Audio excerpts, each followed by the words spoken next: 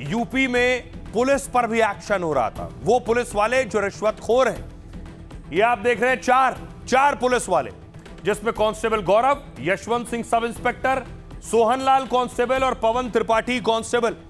अब सोचिए, ये सब रिश्वत ले रहे थे, रिश्वत का माल लेने के लिए निकले थे। 800 किलोमीटर दूर गए और 800 किलोमीटर दूर गए, पैसा लिया लेकिन धर लिए गए। ये देखिए, पैसा समेत धरे गए हैं। ये तस्वीरें आप देख रहे हैं।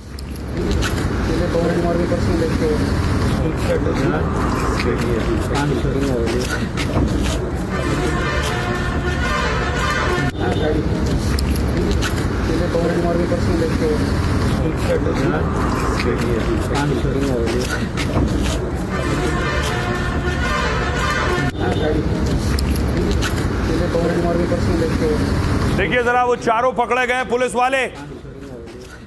इसमें दरोगा बाबू भी हैं और कांस्टेबल साहब भी हैं। और देखिए बोनट पर कैसे गड्डियां सजी हुई हैं और उसके बाद गड्डियों की गिनाई हो रही है। रिश्वत का माल है, ये सब बरामद किया है एंटी करप्शन ने। अब देखिए जरा, अब इन सब की गिरफ्तारी हो गई है और लाइन से इनको बिठाया गया। 4 पुलिस कर्मियों को दबोचा है एसीबी ने। यूपी में ये एक्शन हो रहा है।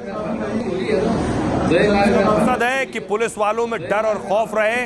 रिश्वत लेने से पहले 1000 बार सोचें कि यूपी में रिश्वत ली तो फिर ऐसे ही धरे जाएंगे। देखिए, पुलिस महकमे में भ्रष्टाचार की यह कहानी काफी दिलचस्प है।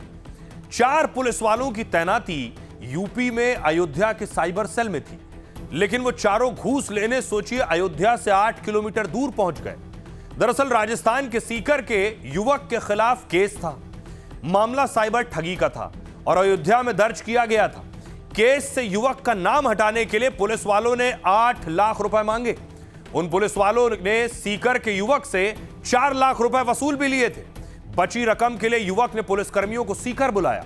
इस बीच उस युवक ने एंटी करप्शन ब्यूरो से शिकायत कर दी। शिकायत मिलने के बाद एसीबी ने रिश्वत की मांग को वेरीफाई किया। वेरिफिकेशन के दौरान कांस्टेबल गौरव ने युवक से 4 लाख रुपए मांगे। बातचीत के बाद रिश्वत का सौदा 2,80,000 रुपए पर तय हुआ। सोचिए, वहां भी बार्गेनिंग हो रही थी। दरोगा यशवंत सिंह 3 सिपाहियों को लेकर राजस्थान पहुंच गए। मंगलवार दोपहर पुलिस वालों ने घूस वसूली और अयोध्या लौटे। पीड़ित ने एसीबी को सूचना दे दी। पुलिस वाले सीकर से निकल गए और इसके बाद एसीबी ने सीकर बीकानेर हाईवे पर पुलिस वालों को रोका। इस दौरान आरोपियों ने कार से एसीबी की टीम की गाड़ी को ही टक्कर मार दी और भागने की कोशिश की, लेकिन एसीबी टीम ने चारों को पकड़ लिया। दरोगा समेत चारों आरोपी पुलिस वाले राजस्थान एसीबी की गिरफ्त में हैं। उधर अयोध्या एसएसपी ने चारों को सस्पेंड कर दिया है और जांच के आदेश दे दिए हैं।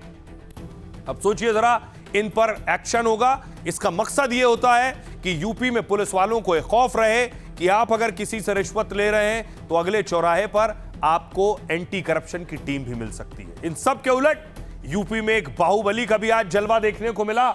लखनऊ में आप देख रहे हैं तस्वीरें। आज बृजभूषण शरण सिंह उतरे तो उनके समर्थकों ने उनका वेलकम किया। चलो हेमंत, अंदर बैठो गाड़ी। सबका मान लिए लीजिए।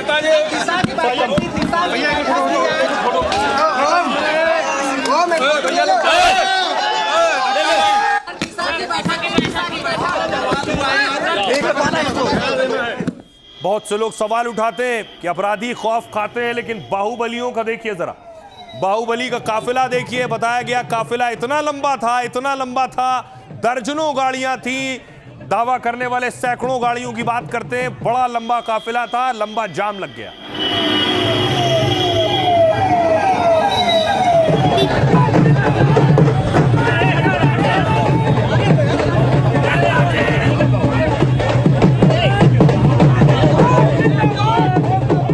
और कुछ इसी तरह का काफिला और इससे भी लंबा चौड़ा काफिला था कुछ दिन पहले जब बृजभूषण अयोध्या पहुंचे थे।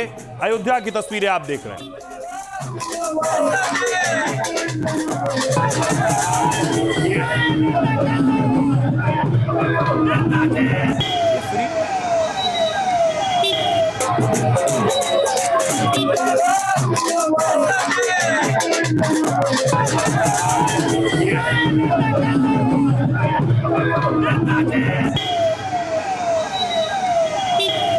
आप देख रहे हैं बृजभूषण का काफिला था। आइए अब आपको दिखाऊं कि आखिर काफिला लंबा चौड़ा था, इस पर सियासी सवाल भी उठ रहे हैं। गोंडा के सांसद रह चुके बृजभूषण शरण सिंह सालों से बाद लखनऊ पहुंचे तो एयरपोर्ट पर ही उनके हजारों समर्थकों का हुजूम उमड़ पड़ा। समर्थकों ने उन्हें देखते ही घेर लिया, फूलों के गुलदस्ते भेंट किए। फिर अमौसी एयरपोर्ट से उनका काफिला शहर की ओर निकला। उनके काफिले में उनके समर्थकों की 50 से ज्यादा गाड़ियां मौजूद थी। बीच रास्ते में एक कार्यक्रम के लिए रुके तो समर्थकों ने फूलों की बारिश कर दी। उनके समर्थकों ने सैकड़ों किलो फूल की माला पहनाई, नारे लगाए। उनके सैकड़ों समर्थकों ने सुरक्षा घेरा बनाकर उन्हें मंच तक पहुंचाया। कोर्ट से बरी होने के बाद बृजभूषण शरण सिंह पहली बार लखनऊ पहुंचे। कोर्ट से राहत मिलने के बाद पिछले दिनों वो अयोध्या गए थे। 100 गाड़ियों के काफिले के साथ वो रामनगरी पहुंचे थे और अब लखनऊ में बृजभूषण का शक्ति प्रदर्शन दिखा। जानकार मानते हैं कि बृजभूषण यूपी चुनाव में स्टार प्रचारक हो सकते हैं। योगी को तीसरी बार सीएम बनाने के लिए प्रचार में उतर सकते हैं। लखनऊ जाने से पहले वो दिल्ली में गृह मंत्री अमित शाह से भी मिले थे। सुनिए क्या कुछ कह रहे हैं बृजभूषण। बहुत अच्छे आदमी है वो, बहुत अच्छे आदमी है। धर्मेंद्र प्रधान जी का दोष नहीं था, सिस्टम का दोष था। बहुत अच्छे आदमी है वो, बहुत अच्छे आदमी है। धर्मेंद्र प्रधान जी का दोष नहीं था, सिस्टम का दोष था। लखनऊ आए हैं, आज हमारे सहयोगियों के द्वारा बहुत स्वागत हो रहा है। उत्तर प्रदेश चुनाव में वक्त कम बचा है तो सियासतदानों ने जोर आजमाइश तेज कर दी और इस जोर आजमाइश में रस्साकशी भी शुरू हो गई। आज मंच पर यही देखने को मिला। देखिए जरा, सपा और कांग्रेस, एक तरफ सपा के विधायक हैं, दूसरी तरफ कांग्रेस के सांसद इमरान मसूद आपस में ही भिड़ गए। देखिए जो बता रहे हैं।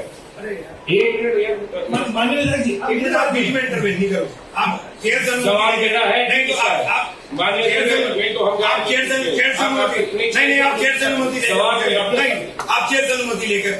अनुमति लेकर के पूछे। अभी एक जब मान्य सदस्य सवाल मेरा है वो क्यों बोल रहे हैं? अरे ये भी कोई बात है, आपका सवाल है, कोई दूसरे का क्षेत्र नहीं है, ये क्या बात हो गई? आप भी पूछिए। आप दिशा की मीटिंग है, कोई दिशा की मीटिंग नहीं है। नहीं दिशा की मीटिंग है, नहीं हम नहीं बता सकते। नहीं, ये नियम से चलेगी। नियम से तो नहीं चल रही है। नहीं, नियम से चलेगी, नियम से चलेगी। चेयर की अनुमति के बिना नहीं बाहर करिए। नहीं, चेयर की अनुमति के बिना नहीं। पहले माननीय सदस्य आप अपने सवाल पूरा कर लें, उसके बाद आप सवाल तो हमारा है, जब हम संतुष्ट नहीं है जवाब से तो आप आगे थोड़ी ना बढ़ गए ना। मदद की तो आप गलत जानकारी को दे रहे हैं। जब हम कह रहे हैं कि पीएमजीएसवाई से वो जो गांव के अंदर तक का नाला उन्होंने आगे का छोड़ दिया था।